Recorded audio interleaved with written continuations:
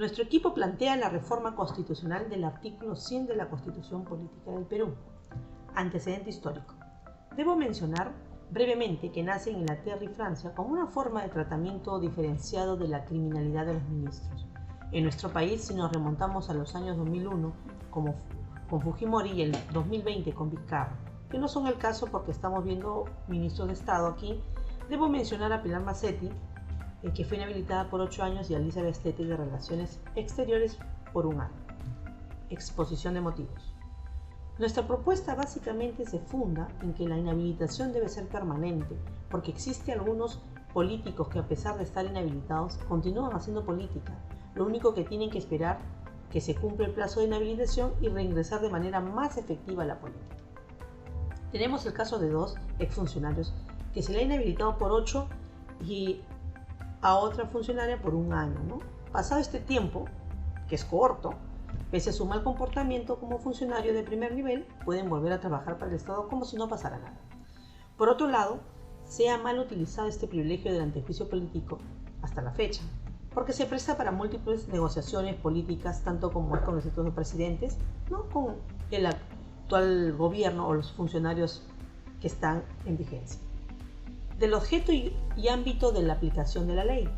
La presente propuesta tiene por objeto establecer y desarrollar constitucionalmente las infracciones constitucionales y que no se vea defraudada a la población con el mal accionar. La base legal. Constitución Política del Perú y el artículo 100. La LOPE, la Ley Orgánica de la PCM, la Ley Orgánica de los Ministerios, el Código Penal, en delitos contra la administración pública, Código Procesal Penal, Reglamento del Congreso. Esta reforma va a alcanzar al artículo 100 de la Constitución Política del Perú al proponerse que la inhabilitación ya no sea de 10 años, sino de manera permanente. ¿Qué dice nuestro artículo 100 de la Constitución Política del Perú? Artículo 100. Corresponde al Congreso, sin participación de la Comisión Permanente, suspender o no al funcionario acusado o inhabilitado para el ejercicio de la función pública hasta por 10 años, o destituirlo de su función sin perjuicio de cualquier otra responsabilidad. El acusado tiene derecho, en este trámite, a la defensa por sí mismo y con asistencia de un abogado ante la Comisión Permanente y ante el Pleno del Congreso. Primero, modificar el artículo 100 de la Constitución Política del Perú en cuanto a los 10 años de inhabilitación, debiendo decir la inhabilitación permanente y su destitución automática. La propuesta constitucional que nuestro grupo plantea sería: artículo 100. Corresponde al Congreso, con participación de la Comisión Permanente, suspender a los ministros acusados y ser inhabilitado de manera permanente y su destitución automática para el ejercicio de la función pública, sin perjuicio de cualquier otra responsabilidad. El acusado tiene derecho, en este trámite, a la defensa por sí mismo y con asistencia del abogado ante la Comisión Permanente y ante el Pleno del Congreso. Disposiciones complementarias y finales. Primero, que la vigencia de la presente reforma va a entrar en vigencia luego de la aprobación y ratificación en la próxima legislatura. Segundo, luego de la entrada en vigencia de la presente reforma, se deberá aprobar su reglamento y ley dentro de los 90 días.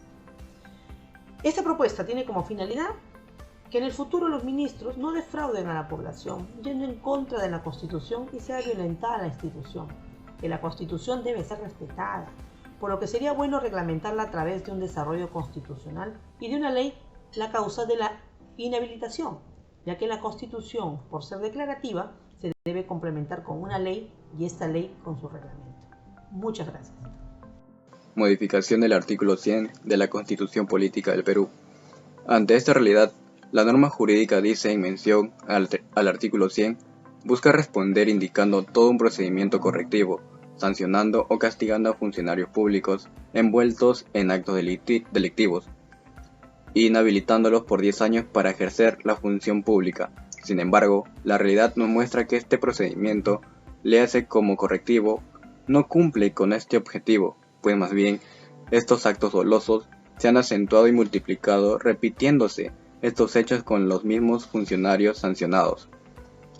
La jurisprudencia en el terreno internacional muestra de cómo sociedades que castigan con mayor rigor el delito de alguna manera disminuyen estos actos negativos y este propósito es uno de los principales sentidos por la presente modificatoria de ya no solo inhabilitar por 10 años, sino que ante hechos graves de actos delictivos, estos sean castigados inhabilitándolos de por vida y no se repita la figura de ser reiterados en la consumación de actos delictivos y de corrupción, lo mismo que genera mucho daño a la sociedad civil.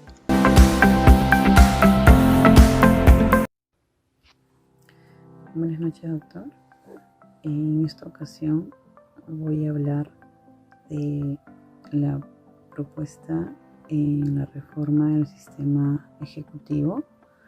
Cabe señalar que en nuestra Constitución, en el artículo 99, nos indica que corresponde a la Comisión Permanente acusar ante el Congreso al Presidente de la República, a los representantes al Congreso, a los miembros del Tribunal Constitucional, a los miembros del Consejo Nacional de Magistratura, a los vocales de la Corte Suprema, a los fiscales supremos, al defensor del pueblo y al Contralor General por infracción de la Constitución y por todo delito que cometan en el ejercicio de sus funciones y hasta 5 años después de que hayan cesado en estas.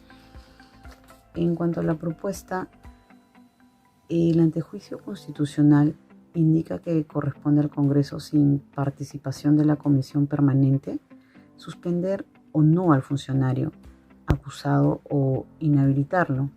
Considero que la propuesta de modificación debería ir mediante Comisión Permanente, considerando que entre el Ejecutivo y el Legislativo existe una especie de rencilla política y la mayoría congresal tiene la oposición apabulladora, ¿no?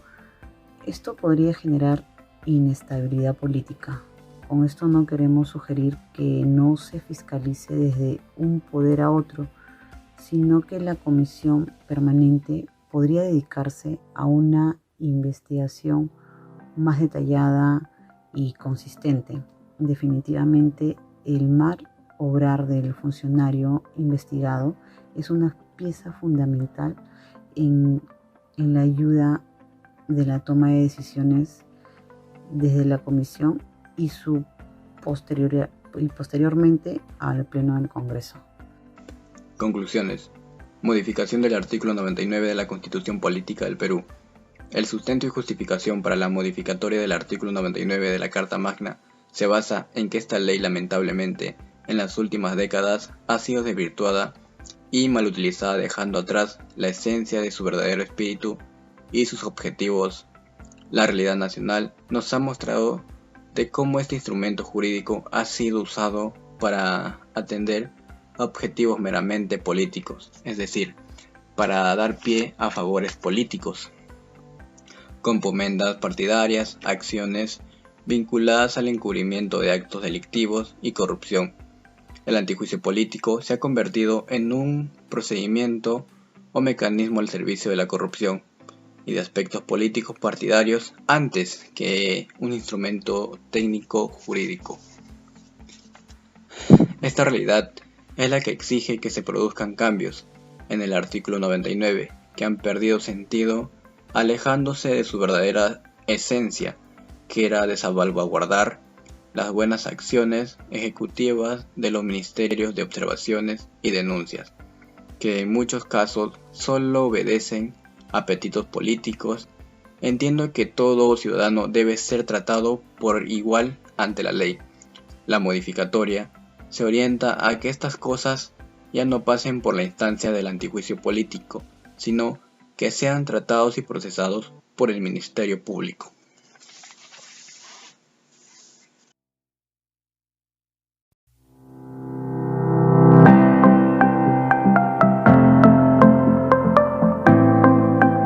Tema de notificaciones en el ámbito judicial. Los avances tecnológicos han considerado en casi todas las disciplinas una nueva medida de conocimiento y aceptación hacia la nueva didáctica de vida. En el derecho procesal, estas extensiones de modernidad han alcanzado a renovar la esencia de las providencias judiciales físicas por medios virtuales, una disposición nueva de la infraestructura de los cuerpos normativos que se ajustan a la realidad tecnológica para demostrar su autenticidad en la comunicación del reparto de las notificaciones, que en el sistema de plataformas específicas van a facilitar el diálogo entre los órganos judiciales. Por ello, precisaremos en la primera parte la normativa que ha considerado que las notificaciones físicas también sean emitidas por plataformas virtuales o correos electrónicos. Las notificaciones judiciales y otros documentos que sean un medio de comunicación de información de una parte demandada o demandante dentro de un proceso ya sea judicial, penal o administrativo serán de manera oportuna y clara. El tiempo será el eje fundamental para la modificación y mejora de nuestro sistema de notificaciones judiciales y otros documentos, por lo cual se desarrollará una guía clara y concisa para todo el ámbito necesario. Nuestra propuesta es el proyecto de reforma constitucional que modifica el artículo 127 al 131 de nuestro Código Procesal Penal. En el artículo 127 vamos a encontrar el tema específico de las notificaciones y también la modificación del artículo 157 del Código Procesal Civil. También hablaremos de los códigos resaltantes en el Código Procesal Penal. En el artículo 157 del Código Procesal Civil existe una derogación hecha por la Ley 27.524. Toda notificación o resolución judicial sea realizada por vía electrónica, también establecido en el TUO de la Ley Orgánica del Poder Judicial. En el año 2020 se deroga otro proyecto de ley congresal presentado por la señora Guamaní Machaca. Esta se derogó con la Ley 6027-2020-CR.